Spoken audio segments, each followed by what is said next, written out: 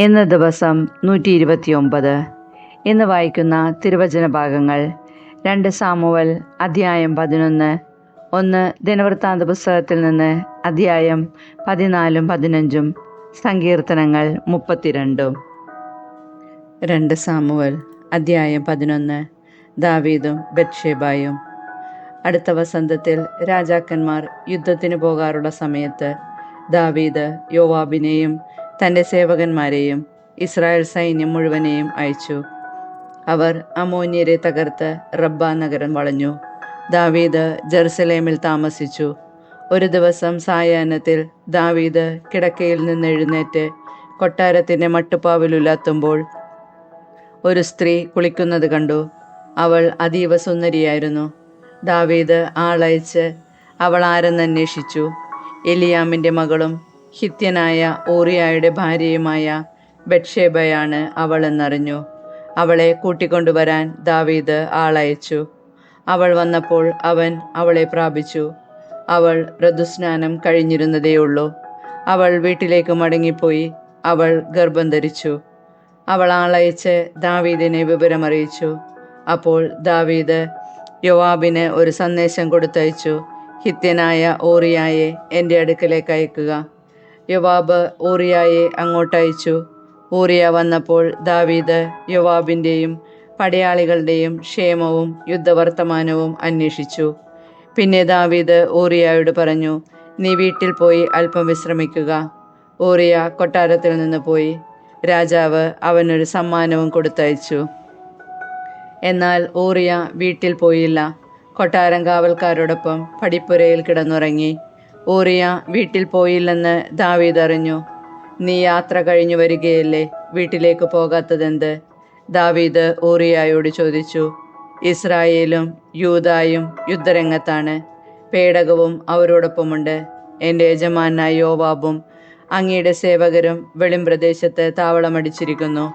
അങ്ങനെയിരിക്കെ വീട്ടിൽ ചെന്ന് തിന്നുകുടിച്ച് ഭാര്യയുമായി രമിക്കാൻ എനിക്കെങ്ങനെ കഴിയും? അങ്ങാണെ എനിക്കത് സാധ്യമല്ല. ഊറിയ പറഞ്ഞു. അപ്പോൾ ദാവീദ് ഊറിയായോട് പറഞ്ഞു, അങ്ങനെയെങ്കിൽ ഇന്നും നീ ഇവിടെ താമസിക്കുക. നാളെ നിന്നെ മടക്കി അയക്കാം. അങ്ങനെ അന്നും പിറ്റേന്നും ഊറിയ ജെറുസലേമിൽ താമസിച്ചു. ദാവീദ് അവനെ ക്ഷണിച്ചു. അവൻ രാജസന്നിധിയിൽ ഭക്ഷിച്ചു പാനം ചെയ്തു. ദാവീദ് അവനെ കുടിപ്പിച്ച് ഉന്മത്തനാക്കി. എന്നിട്ടും രാത്രി അവൻ വീട്ടിലേക്ക് പോയില്ല. രാജഭൃത്യന്മാരോടുകൂടെ തൻ്റെ വിരിപ്പിൽ കിടന്നു. രാവിലെ ദാവീദ് ഊറിയായുടെ കൈവശം യോവാബിന് ഒരു എഴുത്ത് കൊടുത്തയച്ചു. അവൻ ഇങ്ങനെ എഴുതി, ഉഗ്രയുദ്ധം നടക്കുന്നിടത്ത് ഊറിയായെ മുന്നണിയിൽ നിർത്തുക. പിന്നെ അവൻ വെട്ടേറ്റു മരിക്കേണ്ടതിന് അവനെ വിട്ട് പിൻവാങ്ങുക. യോവാബ് നഗരം വളയവേ ശത്രുക്കൾക്ക് ശക്തിയുള്ള ഒരു സ്ഥാനത്ത് ഊറിയായെ നിർത്തി. ശത്രു സൈന്യം യോവാബിനോട് യുദ്ധം ചെയ്തു. ദാവീദിൻ്റെ പടയാളികളിൽ ചിലർ കൊല്ലപ്പെട്ടു. ഊറിയായും വധിക്കപ്പെട്ടു. യോവാബ് ആളയച്ച് യുദ്ധവാർത്ത ദാവീദിനെ അറിയിച്ചു. അവൻ ദൂതന് നിർദ്ദേശം നൽകി. യുദ്ധവാർത്ത രാജാവിനെ അറിയിക്കുമ്പോൾ രാജാവ് കോപിച്ച് നഗരത്തോട് ചേർന്ന് നിന്ന് യുദ്ധം ചെയ്തതെന്തിനെന്ന് മതിലിൽ നിന്നുകൊണ്ട് അവർ എയ്യുമെന്നറിഞ്ഞുകൂടായിരുന്നു. യെരുഷേബത്തിൻ്റെ മകനായ അബിമലേക്ക് മരിച്ചതങ്ങനെയെന്നറിഞ്ഞുകൂടെ? തേബസിൽ വെച്ച് മതിലിൽ നിന്നുകൊണ്ട് ഒരു സ്ത്രീ തിരികല്ല് അവൻ്റെ മേലിട്ടത് കൊണ്ടല്ലേ നിങ്ങൾ മതിലിനോട് ഇത്രയടുത്ത് ചെന്നതെന്തിന് എന്ന് ചോദിച്ചാൽ, നിന്റെ ഹിത്യനായ ദാസൻ ഊറിയായും മരിച്ചു എന്ന് നീ പറയണം. ദൂതൻ യോവാബ് കൽപ്പിച്ചതുപോലെ ദാവീദിനോട് പറഞ്ഞു. ശത്രുക്കൾ നമ്മേക്കാൾ ശക്തരായിരുന്നു. അവർ നഗരത്തിൽ നിന്ന് പുറപ്പെട്ട് വെളിമ്പ്രദേശത്ത് നമുക്കെതിരെ വന്നു. പക്ഷേ നഗരവാതിൽക്കലേക്ക് നാം അവരെ തിരിച്ചോടിച്ചു. അപ്പോൾ അവർ മതിലിൽ നിന്ന് നമ്മുടെ നേരെ അമ്പയച്ചു. തിരുമേനി, അവിടുത്തെ ദാസന്മാരിൽ ചിലർ കൊല്ലപ്പെട്ടു. അവിടുത്തെ ദാസനായ ഹിത്യൻ ഊറിയായും മരിച്ചു.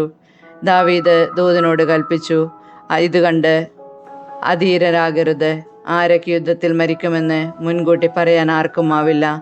ആക്രമണം ശക്തിപ്പെടുത്തി നഗരത്തെ തകർത്ത് കളയുക എന്ന് പറഞ്ഞ് യോവാബിനെ നീ ധൈര്യപ്പെടുത്തുക. ഭർത്താവ് മരിച്ചെന്ന് കേട്ടപ്പോൾ ഊറിയായുടെ ഭാര്യ അവനെ ചൊല്ലി വിലപിച്ചു. വിലാപകാലം കഴിഞ്ഞപ്പോൾ ദാവീദ് അവളെ കൊട്ടാരത്തിൽ വരുത്തി. അവൾ അവന് ഭാര്യയായി. അവൾ ഒരു പുത്രനെ പ്രസവിച്ചു. പക്ഷേ ദാവീദിൻ്റെ പ്രവൃത്തി കർത്താവിന് അനിഷ്ടമായി. ഒന്ന് ദിനവൃത്താന്ത പുസ്തകത്തിൽ നിന്ന്. അധ്യായം 14. ദാവീദിൻ്റെ വിജയം. ടയറിലെ രാജാവായ ഹീരാം ദാവീദിൻ്റെ അടുത്തേക്ക് ദൂതന്മാരെ അയച്ചു. കൊട്ടാരം പണിയാൻ വേണ്ട ദേവദാരുവും അവൻ കൊടുത്തു. കൂടെ കൽപ്പണിക്കാരെയും മരപ്പണിക്കാരെയും അയച്ചു. കർത്താവ് ഇസ്രായേലിൻ്റെ രാജ്യത്വം സുസ്ഥിരമായി തനിക്ക് നൽകിയെന്നും ഇസ്രായേലിന് വേണ്ടി രാജ്യം ഐശ്വര്യപൂർണമാക്കിയെന്നും ദാവീദ് മനസ്സിലാക്കി. ജെറുസലേമിൽ വെച്ച് ദാവീദ് വീണ്ടും ഭാര്യമാരെ സ്വീകരിച്ചു. അവന് പിന്നെയും പുത്രിപുത്രന്മാരുണ്ടായി.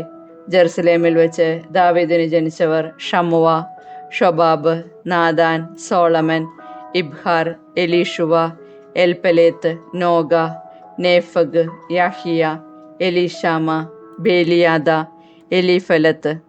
ദാവീദിനെ ഇസ്രായേലിൽ രാജാവായി അഭിഷേകം ചെയ്തതറിഞ്ഞ് ഫിലിസ്ത്യർ അവനെ ആക്രമിക്കാൻ പുറപ്പെട്ടു. ഇത് കേട്ട് ദാവീദും യുദ്ധത്തിനിറങ്ങി. ഫിലിസ്ത്യർ റഫായിം താഴ്വര ആക്രമിച്ചു. ദാവീദ് ദൈവത്തോട് ആരാഞ്ഞു, ഫിലിസ്ത്യർക്കെതിരെ ഞാൻ പോകണമോ? അവരെ എൻ്റെ കയ്യിൽ ഏൽപ്പിച്ചു തരുമോ? കർത്താവ് അരുളി ചെയ്തു, പോവുക, ഞാൻ അവരെ നിന്റെ കയ്യിൽ ഏൽപ്പിക്കും. ബാക്പെരാസിമിൽ വെച്ച് ദാവീദ് അവരെ തോൽപ്പിച്ചു. അവൻ പറഞ്ഞു, വെള്ളപ്പാച്ചിലിൽ ചിറയെന്ന പോലെ ശത്രുനിരയെ ഭേദിക്കാൻ ദൈവം എനിക്കിടയാക്കി. അതിനാൽ ആ സ്ഥലത്തിന് ബാൽപെരാസിം എന്ന് പേരുണ്ടായി. അവർ തങ്ങളുടെ ദേവന്മാരെ അവിടെ ഉപേക്ഷിച്ചു പോയി. ദാവീദിൻ്റെ കൽപ്പനയനുസരിച്ച് അവയെ ചുട്ടുകളഞ്ഞു. ഫിലിസ്ത്യർ വീണ്ടും താഴ്വര ആക്രമിച്ചു. ദാവീദ് വീണ്ടും ദൈവത്തോട് ആരാഞ്ഞു. ദൈവം അരുളി ചെയ്തു, പിന്തുടരാതെ അവരെ വളഞ്ഞ് ബാൽസാമരങ്ങളുടെ സമീപത്ത് വെച്ച് ആക്രമിക്കുക. ബാൽസാമരങ്ങളുടെ മുകളിലൂടെ പടനീക്കത്തിൻ്റെ ശബ്ദം കേൾക്കുമ്പോൾ യുദ്ധം ആരംഭിക്കുക. ഫിലിസ്ത്യ സൈന്യത്തെ നശിപ്പിക്കാൻ ദൈവം നിനക്ക് മുൻപേ പോയിരിക്കുന്നു. ദൈവം കൽപ്പിച്ചതുപോലെ ദാവീദ് ചെയ്തു. ഗബയോൻ മുതൽ ഗേസർ വരെ ഫിലിസ്ത്യരെ അവൻ വധിച്ചു. ദാവീദിൻ്റെ കീർത്തി എല്ലാ ദേശങ്ങളിലും പരന്നു. എല്ലാ ജനതകളും അവനെ ഭയപ്പെടുന്നതിന് കർത്താവ് ഇടയാക്കി. 1 ദിനവൃത്താന്ത പുസ്തകത്തിൽ നിന്ന്. അധ്യായം 15. ഉടമ്പടിയുടെ പേടകം ജെറുസലേമിലേക്ക്. ദാവീദ് ജെറുസലേമിൽ തനിക്ക് വേണ്ടി കൊട്ടാരങ്ങൾ നിർമ്മിച്ചു. ദൈവത്തിൻ്റെ പേടകത്തിന് സ്ഥലമൊരുക്കി കൂടാരം പണിതു. ദാവീദ് ആജ്ഞാപിച്ചു, കർത്താവിൻ്റെ പേടകം വഹിക്കാനും അവിടത്തേക്ക് എന്നും ശുശ്രൂഷ ചെയ്യാനും പ്രത്യേകം തിരഞ്ഞെടുക്കപ്പെട്ടിട്ടുള്ള ലേവ്യരല്ലാതെ മറ്റാരും പേടകം വഹിക്കരുത്. സജ്ജമാക്കിയ സ്ഥലത്തേക്ക് പേടകം കൊണ്ടുവരാൻ ദാവീദ് ഇസ്രായേല്യരെ ജെറുസലേമിൽ വിളിച്ചുകൂട്ടി. അഹ്റോന്റെ പുത്രന്മാരെയും ലേവ്യരെയും ദാവീദ് വിളിച്ചു. ലേവ്യ ഗോത്രത്തിൽ നിന്ന് വന്നവർ കൊഹാത്ത് കുടുംബത്തലവനായ ഉറിയേലും 120 സഹോദരന്മാരും, മെറാറി കുടുംബത്തലവനായ അസായും 220 സഹോദരന്മാരും, ഗർഷേം കുടുംബത്തലവനായ ജോയേലും 130 സഹോദരന്മാരും, എലീസാഫാൻ കുടുംബത്തലവനായ ഷെമായയും 200 സഹോദരന്മാരും, ഹെബ്രോൺ കുടുംബത്തലവനായ എലിയേലും 80 സഹോദരന്മാരും, ഉസിയേൽ കുടുംബത്തലവനായ അമീനാദാബും 112 സഹോദരന്മാരും, പിന്നീട് സാദോക്ക്, അബിയാദർ എന്നീ പുരോഹിതന്മാരെയും ഊറിയേൽ, അസായ, ജോയേൽ, ഷെമായ, എലിയേൽ, അമീനാബാദ് എന്നീ ലേവ്യരെയും ദാവീദ് വിളിച്ചു. അവൻ പറഞ്ഞു, നിങ്ങൾ ലേവി ഗോത്രത്തിലെ കുടുംബത്തലവന്മാരാണല്ലോ. ഇസ്രായേലിലെ ദൈവമായ കർത്താവിൻ്റെ പേടകം കൊണ്ടുവന്ന് അതിനായി സജ്ജീകരിച്ചിരിക്കുന്ന സ്ഥലത്ത് വയ്ക്കുന്നതിന് നിങ്ങളെ തന്നെയും നിങ്ങളുടെ സഹോദരന്മാരെയും ശുദ്ധീകരിക്കുവിൻ. ആദ്യത്തെ പ്രാവശ്യം നിങ്ങളല്ല അത് വഹിച്ചത്. വിധിപ്രകാരം പ്രവർത്തിക്കാതിരുന്നതിനാൽ അന്ന് ദൈവം നമ്മെ ശിക്ഷിച്ചു. അതുകൊണ്ട് ഇസ്രായേലിന്റെ ദൈവമായ കർത്താവിൻ്റെ പേടകം കൊണ്ടുവരാൻ പുരോഹിതന്മാരും ലേവ്യരും തങ്ങളെ തന്നെ ശുദ്ധീകരിച്ചു. മോശ വഴി കർത്താവ് നൽകിയ കൽപ്പനയനുസരിച്ച് ലേവ്യർ ദൈവത്തിൻ്റെ പേടകം അതിൻ്റെ തണ്ടുകൾ തോളിൽ വെച്ച് വഹിച്ചു. കിന്നരം, വീണ, കൈത്താളം എന്നിവ ഉപയോഗിച്ച് അത്യുച്ചത്തിൽ ആനന്ദാരവം മുഴക്കുന്നതിന് ഗായകന്മാരായി സഹോദരന്മാരെ നിയമിക്കാൻ ദാവീദ് ലേവി കുടുംബത്തലവന്മാരോട് ആജ്ഞാപിച്ചു. ജോയേലിൻ്റെ മകൻ ഹേമാൻ, അവൻ്റെ ചാർച്ചക്കാരൻ ബറാക്കിയായുടെ മകൻ ആസഫ്, മെറാറി കുടുംബത്തിലെ കുഷായയുടെ മകൻ ഏദാൻ എന്നിവരെ ലേവ്യർ നിയമിച്ചു. അവർക്ക് താഴെ അവരുടെ ചാർച്ചക്കാരായ സക്രിയ, യാസിയേൽ, ഷെമിറാമോത്ത്, യഹിയേൽ, ഉന്നി, എലിയാബ്, ബനായ, മാസേയ, മത്തിത്തിയ, എലീഫലേഹു, മിക്നേയ എന്നിവരെയും ഓബദ് ഏദോം, ജെയിയേൽ എന്നീ ദ്വാലപാരകന്മാരെയും നിയമിച്ചു. ഗായകന്മാരായ ഹേമാൻ, ആസാഫ്, ഏദാൻ എന്നിവർ പിച്ചള കൈത്താളങ്ങൾ കൊട്ടി. സക്കറിയ, അസിയേൽ, ഷെമിറാമോത്ത്, യഹിയേൽ, ഉന്നി, എലിയാബ്, മാസേയ, ബെനായ എന്നിവർ അലാമോത്ത് രാഗത്തിൽ കിന്നരം വായിച്ചു. മത്തിത്തിയ, എലീഫലേഹു, മിക്നയ, ഓബദ് ഏദോം, ജെയിയേൽ, അസാസിയ എന്നിവർ ഷെമിനീദ് രാഗത്തിൽ വീണ വായിച്ചു. ലേവ്യരിൽ സംഗീതജ്ഞനായ കെനിയ ഗായക സംഘത്തെ നയിച്ചു. അവൻ അതിൽ നിപുണനായിരുന്നു. ബറാക്കിയ, എൽക്കാന എന്നിവരായിരുന്നു പേടകത്തിൻ്റെ കാവൽക്കാർ. ഷെബാനിയ, യോസാഫാത്ത്, നെഥാനേൽ, അമസായി, സക്രിയ, ബെനായ, എലിയസർ എന്നീ പുരോഹിതന്മാർ ദൈവത്തിൻ്റെ പേടകത്തിനു മുൻപിൽ കാഹളം മുഴക്കി. ഓബദേദോം, യഹിയ എന്നിവരും പേടകത്തിൻ്റെ കാവൽക്കാരായിരുന്നു. ദാവീദും ഇസ്രായേലിലെ ശ്രേഷ്ഠന്മാരും സഹസ്രാധിപന്മാരും കർത്താവിൻ്റെ ഉടമ്പടിയുടെ പേടകം ഓബദേദോമിൻ്റെ വീട്ടിൽ നിന്ന് കൊണ്ടുവരുന്നതിന് ആഹ്ലാദത്തോടെ പുറപ്പെട്ടു. പേടകം വഹിച്ച ലേവ്യരെ ദൈവം സഹായിച്ചതിനാൽ അവർ 7 കാളകളെയും 7 മുട്ടാടുകളെയും ബലിയർപ്പിച്ചു. ദാവീദും പേടകം വഹിച്ചിരുന്ന ലേവ്യരും ഗായകന്മാരും ഗായക സംഘത്തിൻ്റെ നായകനുമായ കെനിയായും നേർത്ത ചണവസ്ത്രം ധരിച്ചിരുന്നു. ദാവീദ് ചണം കൊണ്ടുള്ള എഫോദ് അണിഞ്ഞിരുന്നു. ഇസ്രായേൽ ആർപ്പുവിളിയോടും കൊമ്പ്, കുഴൽ, കൈത്താളം, കിന്നരം, വീണ എന്നിവയുടെ നാദത്തോടും കൂടെ കർത്താവിൻ്റെ ഉടമ്പടിയുടെ പേടകം കൊണ്ടുവന്നു.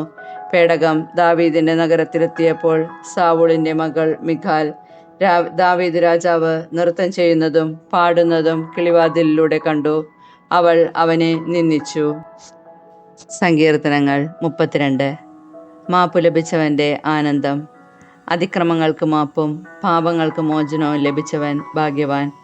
കർത്താവ് കുറ്റം ചുമത്താത്തവനും ഹൃദയത്തിൽ വഞ്ചനയില്ലാത്തവനും ഭാഗ്യവാൻ. ഞാൻ പാപങ്ങൾ ഏറ്റുപറയാതിരുന്നപ്പോൾ ദിവസം മുഴുവൻ കരഞ്ഞ് എൻ്റെ ശരീരം ക്ഷയിച്ചുപോയി. രാവും പകലും അങ്ങയുടെ കരം എൻ്റെ മേൽ പതിച്ചിരുന്നു. വേനൽക്കാലത്തെ ചൂടെന്ന പോലെ എൻ്റെ ശക്തി വരണ്ടുപോയി. എൻ്റെ പാപം അവിടത്തോട് ഞാൻ ഏറ്റുപറഞ്ഞു. എൻ്റെ അകൃത്യം ഞാൻ മറച്ചുവെച്ചില്ല. എൻ്റെ അതിക്രമങ്ങൾ കർത്താവിനോട് ഞാൻ ഏറ്റുപറയും എന്ന് ഞാൻ പറഞ്ഞു. അപ്പോൾ എൻ്റെ പാപം അവിടുന്ന് ക്ഷമിച്ചു. ആകയാൽ ദൈവഭക്തർ ആപത്തിൽ അവിടത്തോട് പ്രാർത്ഥിക്കട്ടെ. കഷ്ടത കരകവിഞ്ഞൊഴുകിയാലും അത് അവരെ സമീപിക്കുകയില്ല. അവിടുന്ന് എൻ്റെ അഭയസങ്കേതമാണ്.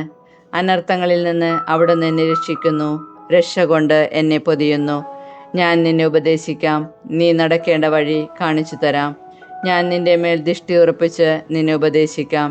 നീ കുതിരയെയും കോവർ കഴുതിയെയും പോലെ ബുദ്ധിയില്ലാത്തവനാകരുത്. കടിഞ്ഞാൺ കൊണ്ട് നിയന്ത്രിച്ചില്ലെങ്കിൽ അവ നിന്റെ വരുതിയിൽ നിൽക്കുകയില്ല. ദുഷ്ടർ അനുഭവിക്കേണ്ട വേദനകൾ വളരെയാണ്. കർത്താവിൽ ആശ്രയിക്കുന്നവനെ അവിടുത്തെ സ്നേഹം വലയം ചെയ്യും. നീതിമാന്മാരെ കർത്താവിൽ ആനന്ദിക്കുവിൻ. പരമാർത്ഥ ഹൃദയരെ ആർത്ത് വിളിച്ച് ആഹ്ലാദിക്കുവിൻ.